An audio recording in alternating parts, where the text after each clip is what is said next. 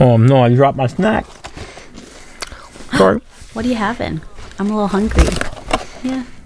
Ooh, Ritz Bits. Oh, peanut the butter good ones? Peanut butter ones?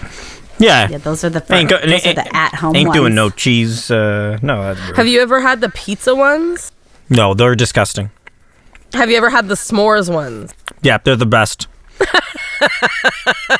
Okay, I need you to... You can't buy them in this house because then I love them so much. It's like little cookies. Oh, it's delicious. Oh, I miss them. Can you tier them for me? From like... Which is the best Ritz? The s'mores ones? Yeah, but I can't have the s'mores ones all the time. Like I can't like that. But the ones that I can have consistently are definitely the peanut butter ones. So I would go with s'mores, peanut butter, then cheese, and then whatever monstrosity they've decided to create after that is up to them. But everything else can just be ranked below. All right. Hannah, do you have a ranking of Ritz crackers? I don't like them enough. The peanut butter ones I would eat. The rest of them, I don't know. Maybe I'd try a s'more one. Corey finds the peanut butter ones to be crack. So like, and my kids love them too. Crack and or they crap? Crack. He loves them. He loves them. Gotcha. My kids like the Ritz mostly, not always. They always like the peanut butter ones. I've never had the s'more ones. I didn't know they existed. And I feel like you're a Ritz person then, Lucy? They're not, like, if I open the cupboard and I see them, I'm not reaching for them. But, like, if they're out, I'll eat them. I like the cheese ones. I don't know. I'm a salty girl. I will pick something salty over something. Well, we know this. For many reasons. On many levels, I'm a salty girl. I will pick salty over sweet. I will pick salty over sweet. Same, most of the time. Not since I got pregnant. Like, I was always salty, and then I got pregnant. It's like, now I like sweets, apparently. But, like, I don't consider cheese in the salty category. For me, I'm not, like, a cheese person. So, like, like, I don't love Doritos unless it's the sweet chili heat because I love I'm a spicy person. Oh, those ones are good, yeah. Those ones, Brandon, those ones are excellent. Lucy's salty. I'm spicy. What are you? Are these our Spice Girl names?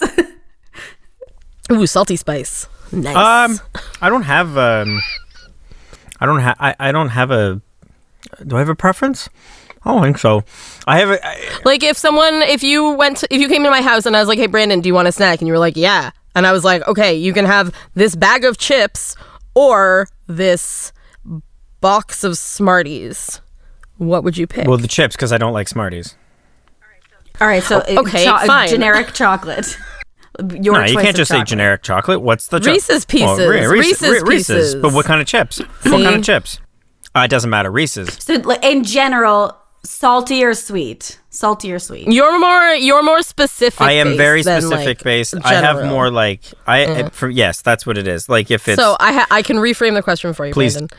You go to the grocery store. I'm at the grocery store. Melissa's like, here's $5. Go buy yourself a treat. What do you pick? You can only buy one thing. He says, I'm going to need more money because of inflation.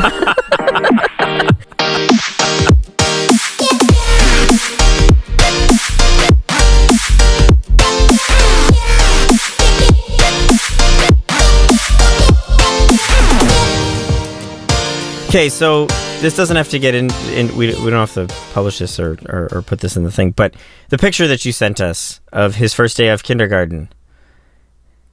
Your kid's a little small. Yeah. I wasn't gonna say. Oh, but now I'm like I was like his crown.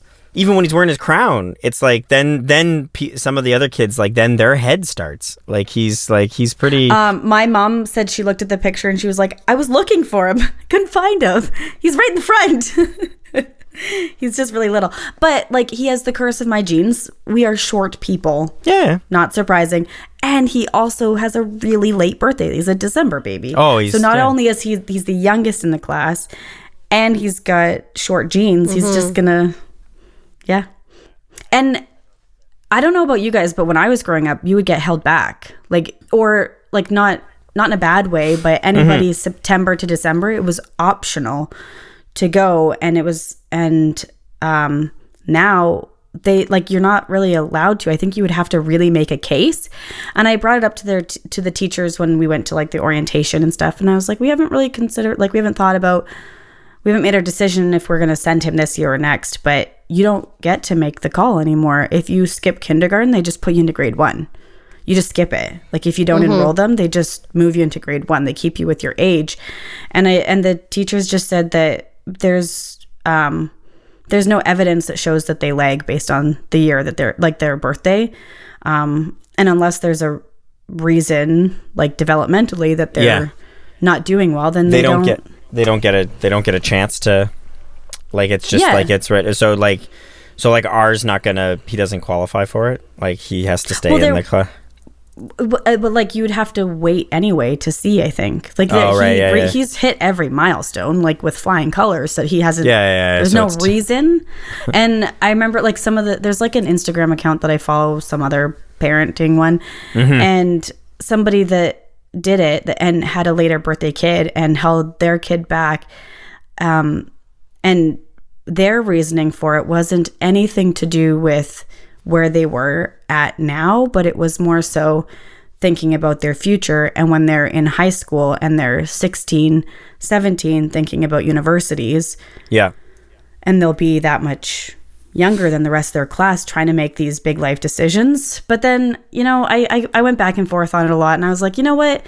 After high school, I didn't go to university. I took a year off, like a year and a bit off, and I just traveled and did stuff. And so I feel like we'll support our kid if they want, like if R wants to travel, cool. If he wants to go to school, cool. Like do your thing. Yeah, for sure. Come up with a plan. And so like if he isn't ready to get, secondary education, that's fine. Then take a year off. Do something else. Oh, the stress of the stress of how schooling works and that schedule is so intense it's insane. I mean, to the fact that basically the norm is, well, at 15 you kind of have to try to figure out what you want to do as a career. Like you kind of have to start thinking about it, and by 16 you probably have to really know what you're doing, and 17 you have to choose.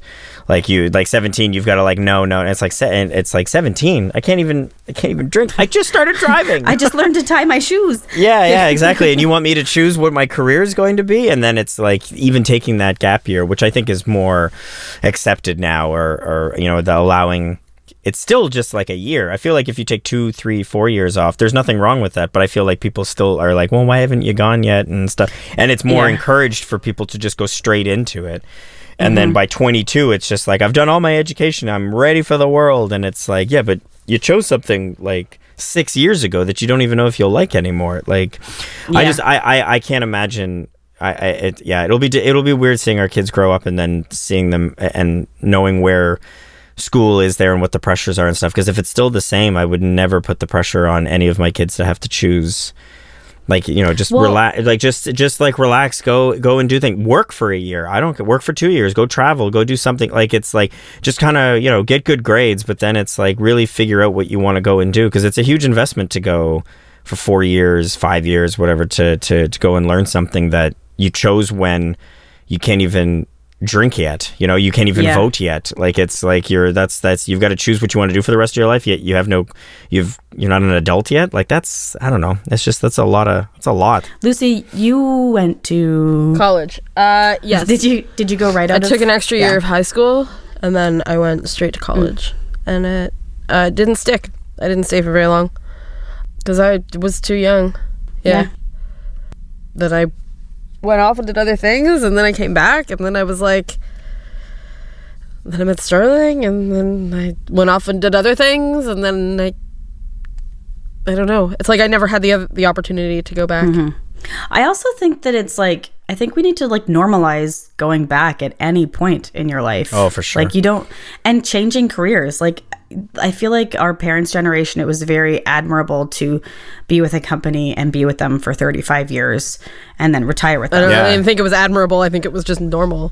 Like my dad had the same job for 35 years.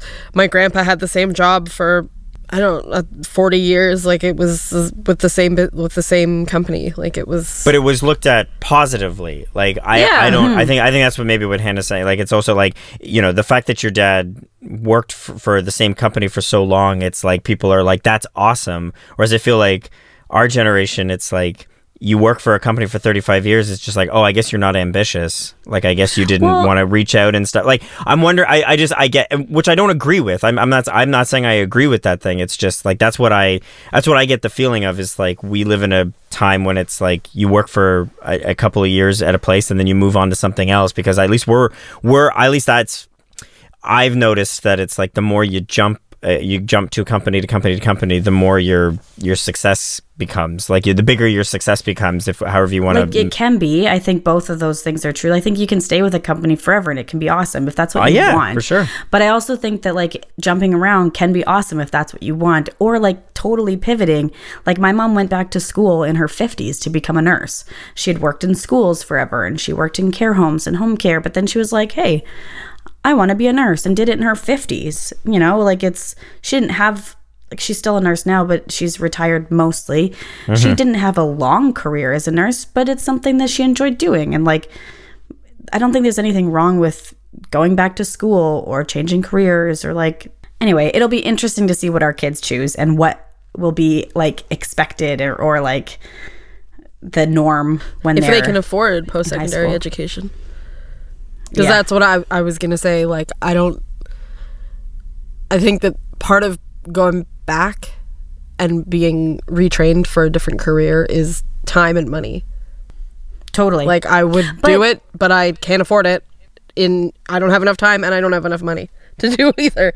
So, you know, we'll see what the post-secondary education market is like when our children grow up. Well, I was just going to say that there's a lot of, depending on what you are wanting to do, like, there's obviously some careers that you have to go certain routes to get jobs, but there's a lot of things like doing online courses and stuff that are from different, like Google has a ton of them, and Coursera, and for either free or inexpensive. And it really depends on what route you're going. Like, you can't do that to become a nurse, obviously. No. But like, But like, you know, coding and project, stuff, like, or project coordinator, like that was the course I was taking, or like bookkeeping, or, you know, other random things that you can do. There's ways to be able to get to do it. I was going to ask you, Lucy, is like, do you honestly feel like you don't have the time? Like, say money wasn't an issue, you don't think you'd be able to make any time, or enough time, not make any time. You don't think you'd be able to make enough time in order to be able to go back and get a degree or diploma or something like that? Not for anything that I would be interested in doing, I don't think. That's fair. I was going to ask. If you want to be like an administrative assistant, or you can totally take those courses online that will qualify you. But if it's like a full...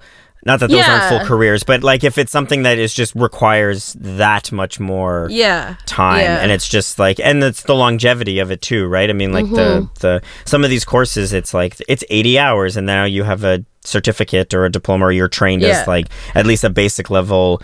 You can code now, like, you know, it's basic, it's like it's at the bottom level and stuff, but it's like 80 hours you put in, and then you're able to get that back and stuff. But if it's, you want to be a whatever that needs like 3 years of night courses, it's like, that's a much different level of the money thing is the money thing. Like, there's no way of getting around that. If you don't have the money to be able to do that, it's like, there's only so many places you can go and try and find it before you can. It's like, you just can't afford to be able to go back to school. But I said that based on like going back to like a like taking like a full university course. Absolutely. Is what I was talking about. That's what I was referring to. No, I know. That's what I'm saying is money. like, it's...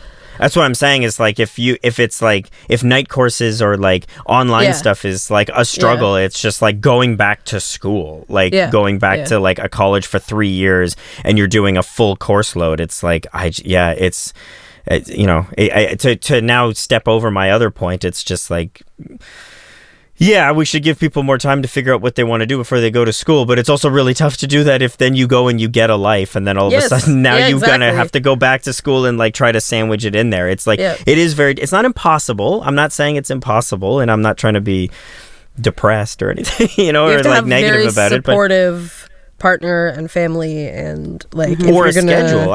I don't think Yeah. Sterling would be. I don't think Sterling would be against you going back to school or anything like that. But it's also, does he have the ability, just time wise, with his job, to be able to, be able to balance that? I know that I can speak for Melissa. It's like Melissa's schedule is very, very difficult to. It would have to be something that I would have to go back to school with, and if it would take me 2 years, it probably would take me 5 years to actually do all of the courses. Like it would be. Right. It would be have something. To be, it would have to be flexible. That's what I Super meant by flexible. like time constraints. It's not necessarily that I don't have enough time during the day to do it. Yeah.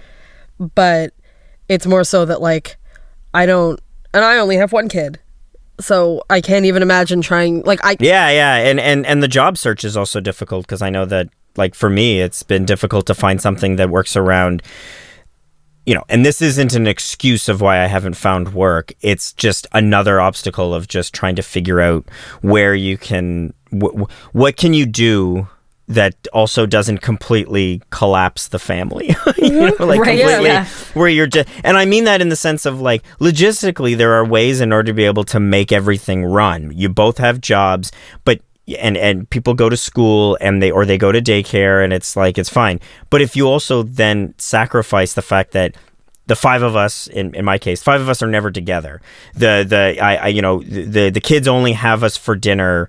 One of us for dinner, maybe, like, twice a week, like, and the other times it's like somebody else is looking after them. Only once a week, maybe on the weekends, that we're there for dinner. You know what I mean? Like, it's like I'm solo parenting this weekend. That Melissa's got them always in the evenings. Like, it's like it also becomes difficult that you're like, so then what kind of family life do you want to also have, and what kind of that? And that's like a whole other level of something that you have to think about when it comes back to.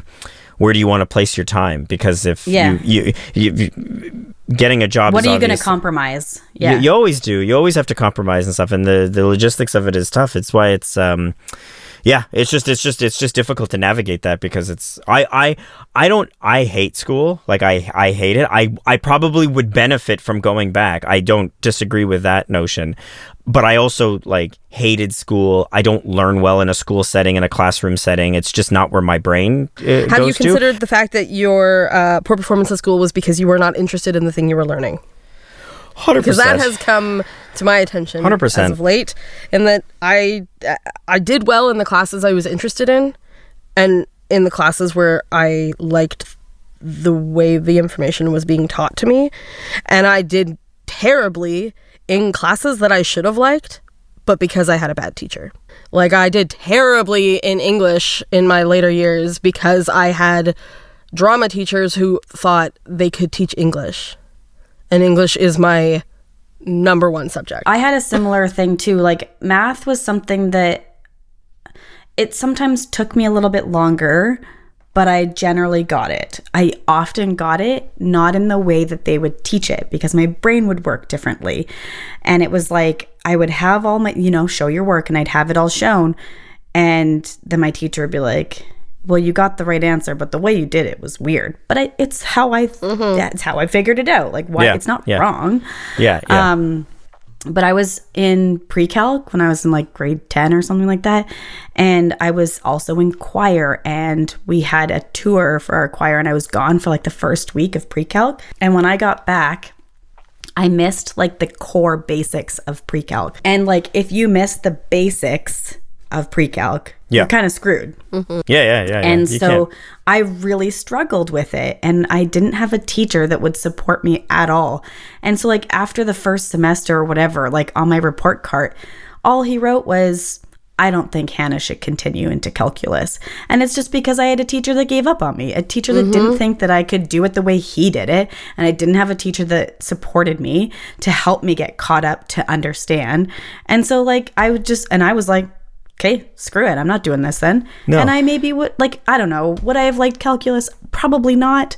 But that initial, like, that first week of grade 10, missing out that one thing and then not having a teacher support me sucked. And I hated seeing that in the report card, that my teacher didn't even say, like, if Hannah chooses to move forward, maybe we should look at catching her up. Like, it wasn't even like an option. It was just like, I don't think she should do this. I'm like, well, fuck you too. It's interesting to hear people say that they don't like school. You brought this up, Lucy, but it's like, it's interesting, people that say that they don't like school, and then I find a common denominator between all of that is also like they've just had really bad experiences with teachers. Like there's just teachers that just feel like, and I think that there's teachers that are not developed yet in teaching, but they still care. And I feel like those ones I'm like, that I don't have a problem with. Like I look back on it and I just go, no, I was the ass in that situation. Like I should have tried harder. Like it's like that's like, you know, maybe this teacher isn't up to snuff in order to be able to teach this class, but they are trying. Like they are trying to teach the class and they are trying to teach you stuff. But then there are other teachers where they're like, they're expecting you to do 95% of the work. And it's like, I'm going to write it on the board and you're going to either ingest this or not. And if you don't, I'm going to fail you. Like it's like, that's 100%. Kind of it. And it's really difficult to get excited about anything if you just have someone who's also not excited about it. And again, it's not that every English teacher needs to also be a drama teacher so they get to act out Shakespeare and then it's like, oh, great, we all get to do a play. Like, you know what I mean? I'm not asking every teacher to go above and beyond and stuff. But it is something that I've noticed that people that just struggle with school, but they go, but I had this one class that really inspired me, and it's like, well, what inspired you about it? Like, what did you love about it? And it's just like, well, the way that this teacher talked about it, and you go, there it is. Like it all comes down to just how a child is, you know, whatever age is being like spoken to and like being taught in that way. Because and I'll say this too, that I don't think anybody that says I hated school or I don't like school, and I feel like all of us are this way. It's not that I don't like to learn, because I love to learn. I love learning new things. I love learning about new people, but I don't like the school structure. I didn't do well with it.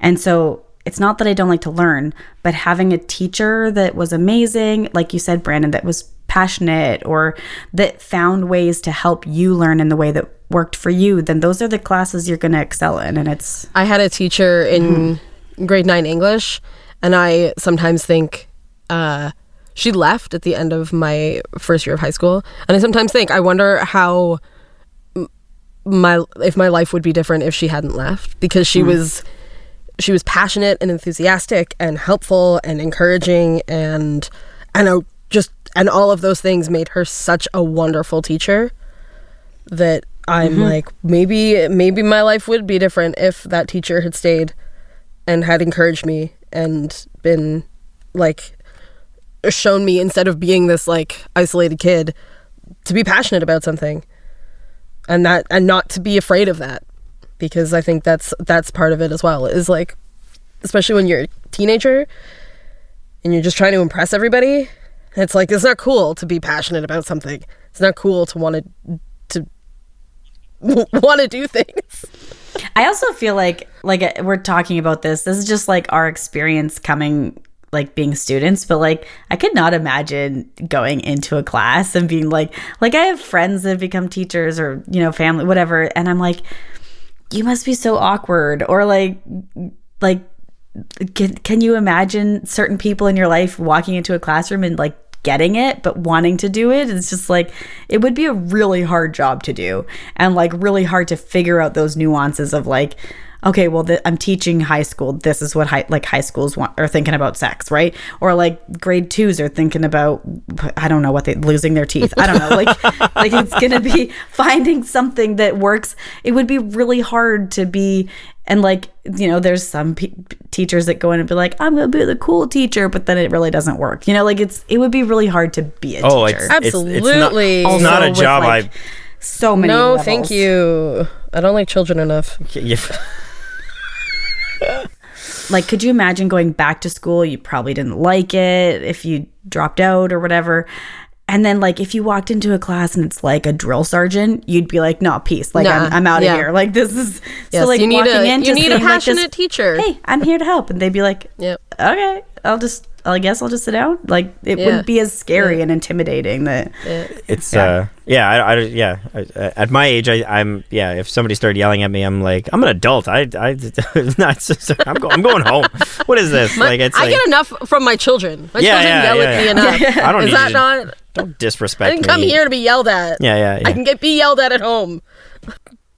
Brandon, you didn't do your homework. It's just like, no.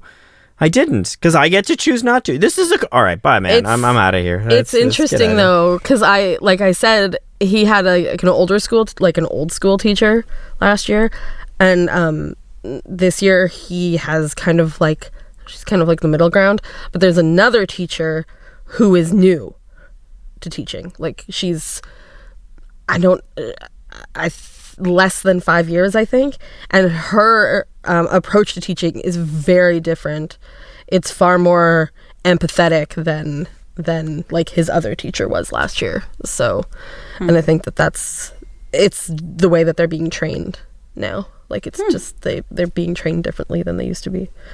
So, but you'll start to think about it once your kids get into I mean, more into it. It's gonna be difficult. I mean, but yeah, I feel like it gets tough when you don't then get to choose the teacher, or at least know who the teacher is beforehand. Like Hannah, I know you got to meet the teacher before, but do you get to like choose which teacher he gets, like to vet it, or do you just like you just met the teacher and you seem happy about it, you seem happy with her, but it's like it was like kind of like a rolling of the dice sort of thing. And I feel like that's also part of the problem, is that there are teachers that are just better with other students than they are with the ones that they have, and it's like you wish that you could have your kid with a teacher that teaches the way that is proper, but you also don't get to do that. You just kind of have to go, I hope and it's evident because the three of us all have examples of great teachers, and I mean I don't have an example of a great teacher, but I have examples of bad teachers, and you guys had examples of both, of good and bad teachers. So it's like you get both sides of it. It's just sometimes you stumble upon the right teacher, and other times you don't. You just have the complete wrong way of learning that then completely derails you. And especially for you, Lucy, it hit at a point where it was, I really could have used a teacher that was this way at this point in my life, and because I didn't have that, you question it, right? Like it's like you question certain things about where you could have been. You don't it's not an excuse. It's just you question it. You're trying to see like, maybe if I had this, would my life have been different? Maybe it wouldn't have. Maybe it wouldn't have. Maybe it would have been completely different. I just don't know. So yeah, and for me, where we live now, like we went and I met both kinder teachers before we were like assigned our teacher, and ours is assigned based on where we live or what daycare we go to. So like we got the teacher that all of the neighbors have, which was also really wonderful, because then like she was just raved about by I'm sure the other teacher was also lovely. Like I don't have anything bad to say about her. It's just the one we got. I know so many people that had her that loved her so much that we did, and technically it was a roll of the dice, so like we got lucky, and and she's wonderful, and who knows what it's going to be like. And I think that's just where, like, when it comes down to it,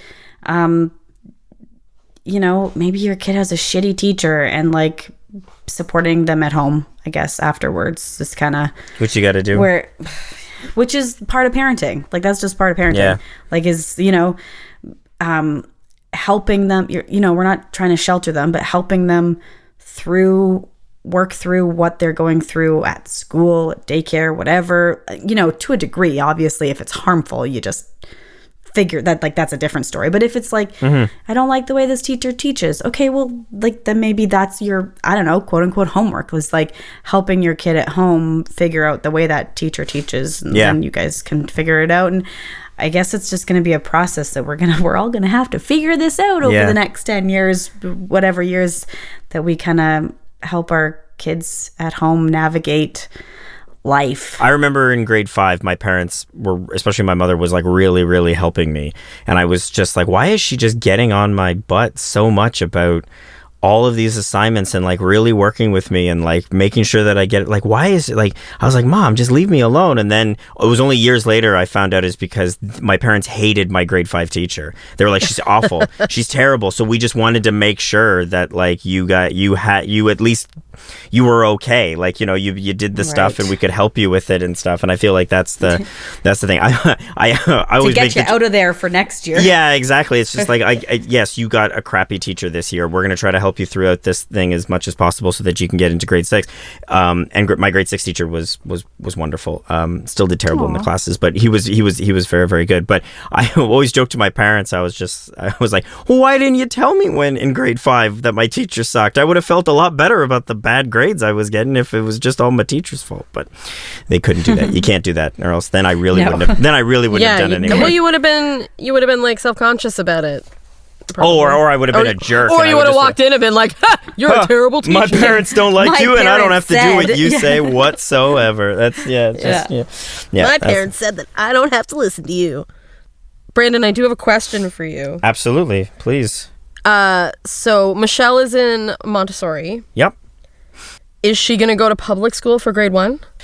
That's the plan right now. Mainly, it's a financial thing because it's expensive to send 3 kids to school that you have to pay for. I also think that the school that she goes to right now is incredible. We love it. It only goes up to grade 6 now for the elementary. So it would be like, even if we were thinking about sending her for the entire elementary cycle, it's like, it works in a 3-year cycle, right? So it's like, if we don't switch her in grade 1 for grade 1 to be where she goes to public school, it would be switching her for grade 4, and if it's not in grade 4, it's grade 7. So it's like figuring out what we think is the best transition, because eventually she's got to transition into public school. Like, it's eventually she's going to be doing that. So right now that's the plan. I mean, I think even Michelle she knows about that. She's like, even today at drop off, she was just like, when do I get to go to grade 1? And I was just like, I'm like, I had to tell her, I was like, it's the beginning of the school year. Like, you got 11 months before that even happens. You got like 9 months still of school that you got to do. Like, she's like, oh, it's taking forever. And the teachers were laughing. Teachers were laughing when I was dropping off. And they were like, it's like week 3. What are you talking about? So, is that because she's excited for, like, just because it's exciting, it's like a new thing that's in the back of her head, or because she wants to go to public school?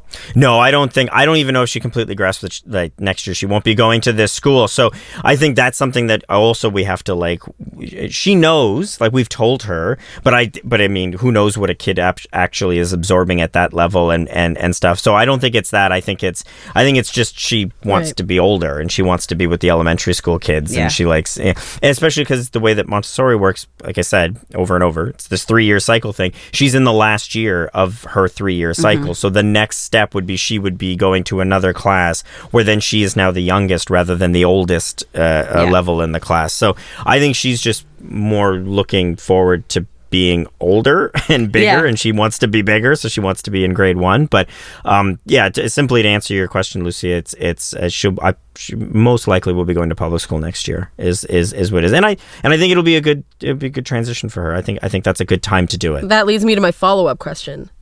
Are you concerned about that transition at all? I'm not concerned.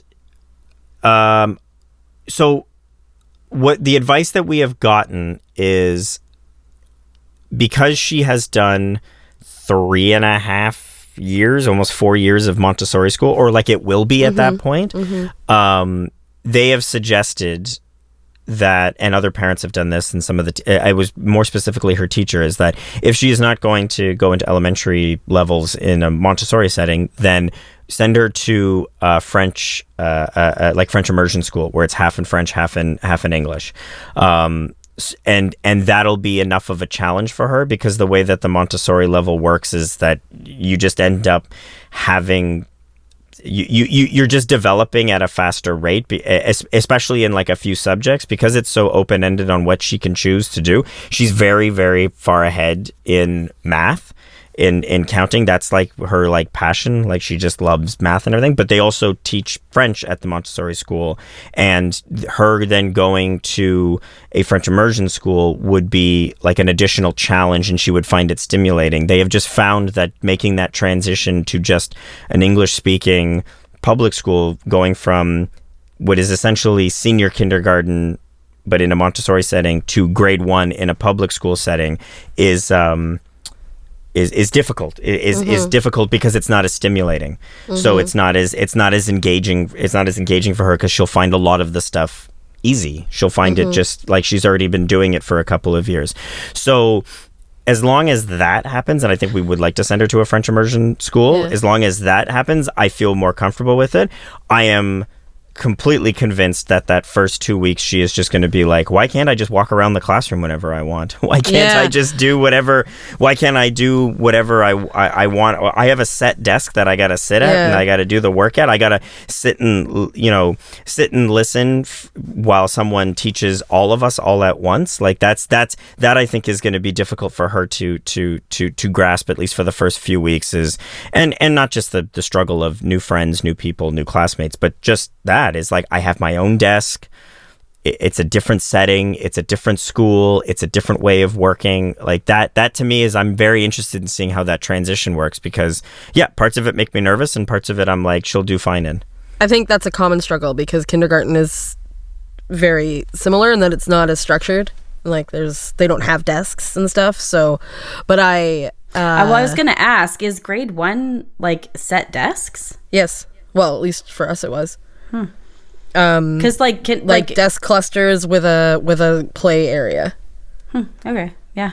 At least for I guess us it probably depends on the school too, but like no desks to strictly desks, but I could be wrong. Ours was so kindergarten was, there were play stations around the room. Like there was like the water table, and there was like the easel, and there was like the little like people and the houses and blocks and all these like different playstations. But then there was a desk where you would do the work, and so like that was its own station. So it wasn't that there were no desks, it was just that like you didn't have an assigned desk, because there was just like this one table where you would sit with the teacher and do like the physical work. But then is grade 1 just like strictly desks? Like there's no, so there's desk clusters, and then there's a play area. Right. So like I think it was like a carpet. There's like a carpet at the front of the class. They sit at, and like they can sit there for story time, and they do still get like even in grade 2 he still says like they still get playtime at the end of the day where they can pick a toy out of the toy cupboard and play in the classroom and stuff, but it's more desk centric. But even like already in like he only does half day kindergarten, and he gets to do things like you remember days of the week, like it's, which is always random, like why is it 6? I don't get it anyway.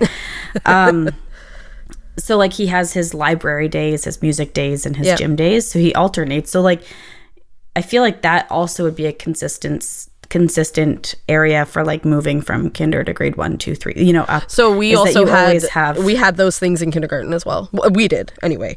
Like gym class, music class, dance class, library. Yeah. So I feel like from kinder to grade 1, like it won't be a crazy transition, at least for us. Michelle might have a bit of a harder time just because it's not the same structure. I'm not sure.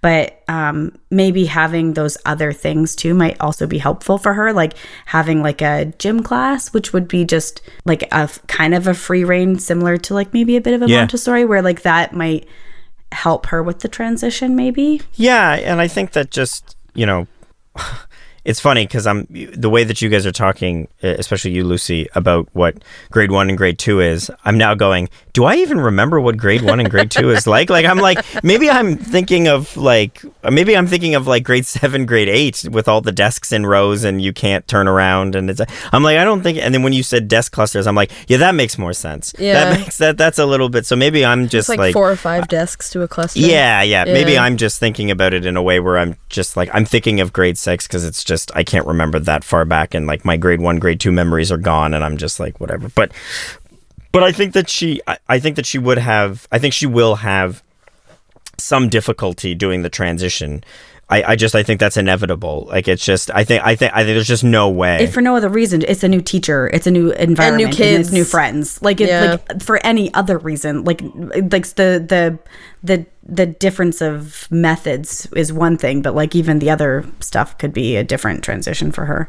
A year from now, we're going to be talking about very different drop-offs. Like it's just Right. like there'll be like, because they're going to be going now to different schools, so even that will be like different. And she has asked specifically for next year. This is how much she's thinking ahead. She's like, can we drop off the twins first, Daddy, before we drop me off, so I can help you drop the twins off, like, and then you can drop me off. And I'm like, yeah, we can do that, but I don't think that's gonna logistically work when one school is closer than the other. Like I couldn't imagine having to take all three of them to drop off too, and then have to put Michelle back in the car. Like I like whatever is the least amount of taking outness, if that makes sense. Yeah. Let's just be optimistic that Michelle is gonna freaking love this new school, and she's gonna be like, boom, I know people here already, I'm gonna own this school. And then she's just gonna go in and be like, boom, I can speak French, and she's got this.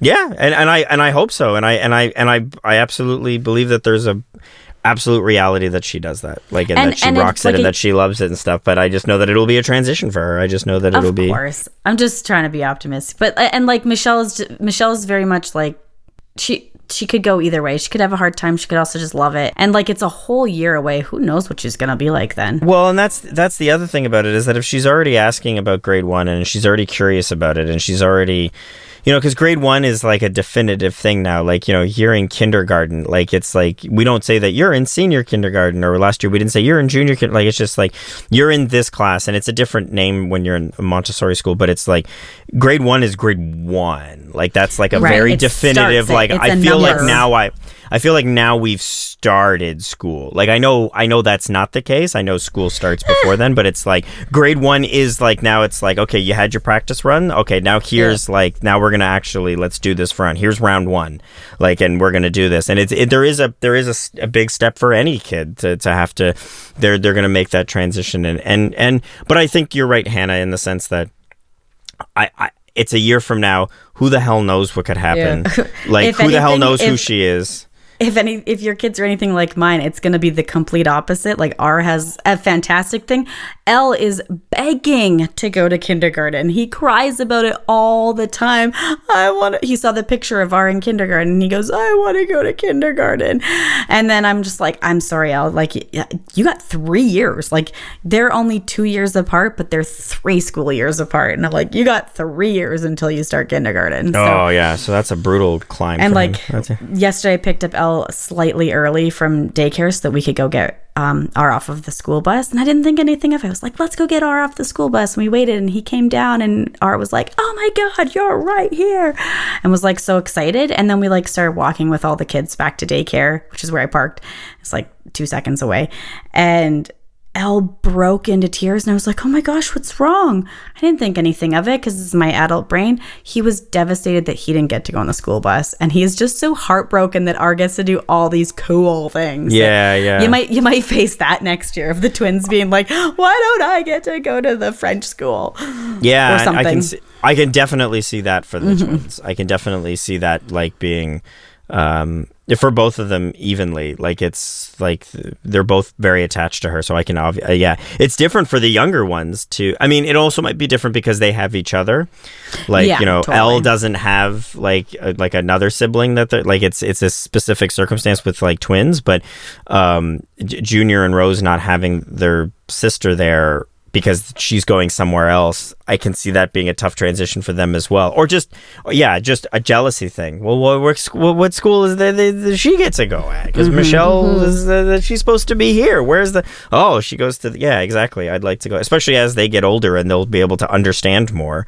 And I'm sure there will be times when I drop off Michelle first before I drop off the twins, and they'll get to see the school. And it's like, it's just maybe madness, it's gonna be this like alternating madness. thing of like, today it's dropping off Michelle first, and tomorrow it's the twins, and then you're just gonna have this whole nightmare of like of planning what route you're going to take that day, and it's going to be awesome. Oh, it's going to be so fantastic. That van is going to be just going to be a party van, and then really it's just 3 kids that are crying because they all want to go to the other person's school. Yeah. That's all it is. No, I want to go to grade 1. I want to go back to kindergarten. Like, that's you know what, kids? Just go to university already. Move out. Yeah. Let's just go. Let's just go. get out of here. Let's Get just, on with it. Where's your speed round dorm? this thing. I don't have to do that. I don't want to do this anymore. My parents didn't even help me unpack. They just like dropped the boxes and they just got out of here. All right. They didn't even slow the car down. I had to roll out, and then they threw my stuff out after me. The van door was broken open, so we could just tuck and roll, and the stuff got thrown out, and the van door stayed open as they drove away. Was awful. My diapers and my teddy bears were everywhere. They were all over the campus. I had to pick them all up. The box fell out. Oh my goodness, yeah. And the snacks. I lost so many snacks. But the goldfish just sprayed everywhere. that's what they put in like the campus paper. Goldfish rained down as Goldfish massacre. First day of school.